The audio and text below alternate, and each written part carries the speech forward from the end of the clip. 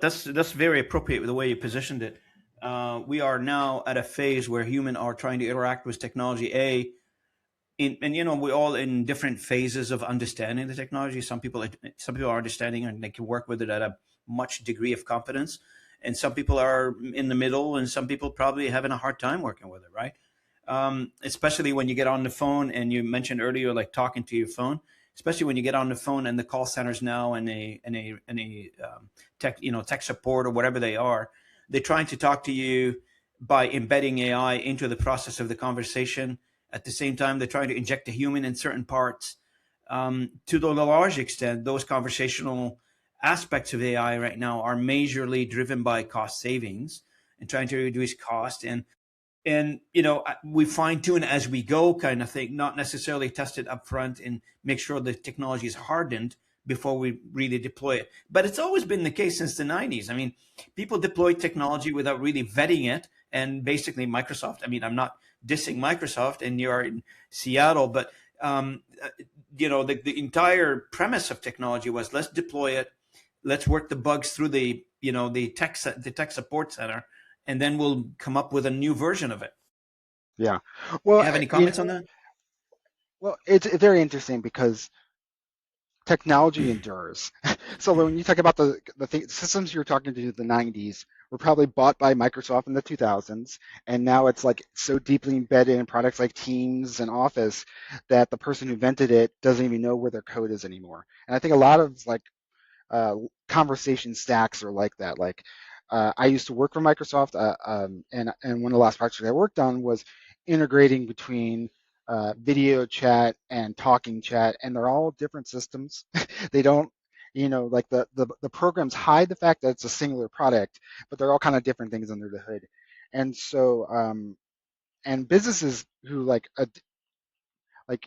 there's all kinds of like, oh, here it's all open source and I can just look at the back end and add stuff. And the problem is like uh, when Microsoft does it for their products, they have a shared boss who can force them to be in a room and work together and coordinate the tooling. But when you as a customer use these products, there's no one to call or no one to ask to like, hey, can you change this thing so my thing works better?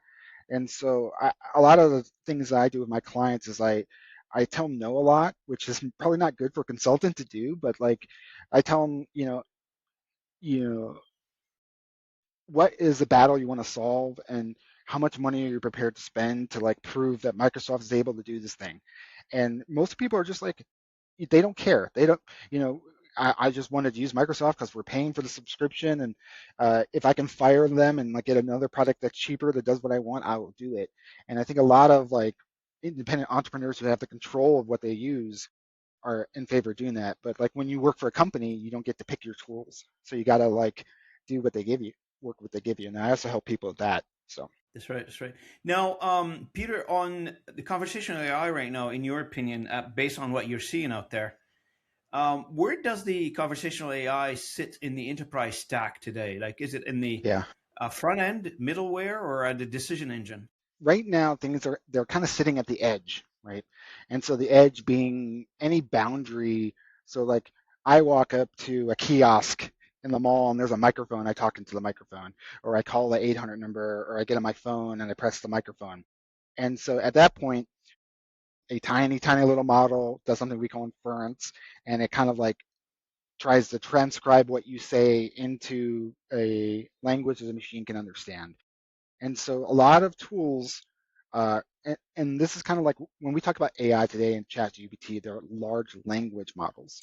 And so the dirty secret is like it's such a large language model that we're feeding it transcripts of things. So when you send it a picture, it reads the picture and creates a description of the picture like you would give to a person that wouldn't be able to see.